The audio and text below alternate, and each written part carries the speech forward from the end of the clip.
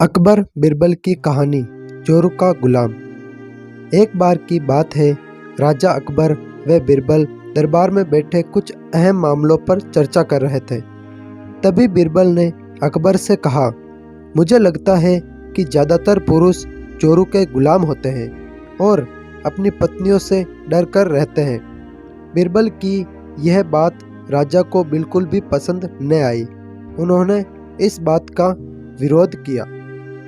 इस पर बिरबल भी अपनी बात मनवाने पर अड़ गए। उन्होंने राजा से कहा कि वे अपनी बात को सिद्ध कर सकते हैं, मगर इसके लिए राजा को प्रजा के बीच एक आदेश जारी करवाना होगा। वह आदेश यह था कि जिस पुरुष के अपनी पत्नी से डरने की बात सामने आएगी, उसे दरबार में एक मुर्गी जमा करानी होगी। राजा बिरबल की इस बात पर तैयार हो गए। अगले ही दिन प्रजा के बीच आदेश कराया गया कि अगर यह बात सिद्ध हो जाती है कि कोई पुरुष अपनी पत्नी से डरता है, तो उसे दरबार में आकर बिरबल के पास एक मुर्गी जमा करानी होगी। फिर क्या था, देखते ही देखते बिरबल के पास ढेरों मुर्गियां इकट्ठा हो गई और सैकड़ों मुर्गियां महल के बगीचे में घूमने लगी। अब बिरबल राजा के पास पहुंचे और बोले, महाराज, महल में इतनी मुर्गियां इकट्ठा हो गई है कि आप एक मुर्गी खाना खोल सकते हैं।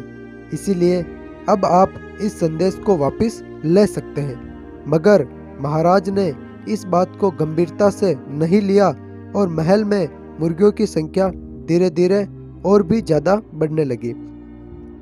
इतनी अधिक मुर्गियां महल में जमा हो गई कि बाद में जब राजा अकबर बिरबल की बात से सहमत नहीं हुए, तो बिरबल ने अपनी बात सिद्ध करने के लिए एक नया उपाय निकाला। एक दिन बिरबल राजा के पास गए और बोले, महाराज, मैंने सुना है कि पड़ोस के राज्य में एक बहुत ही खूबसूरत राजकुमारी रहती है। अगर आप चाहें तो क्या मैं आपका रिश्ता वहां पक्का कराऊं?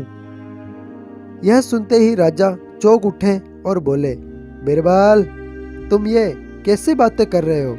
महल में पहले से ही 2 महारानियां मौजूद हैं। अगर उन्हें इस बात की भनक भी लग गई ना, तो मेरी खैर नहीं।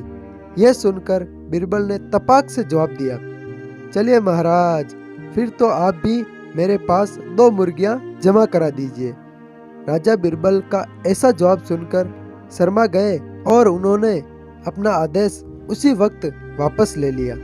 कहानी से सीख।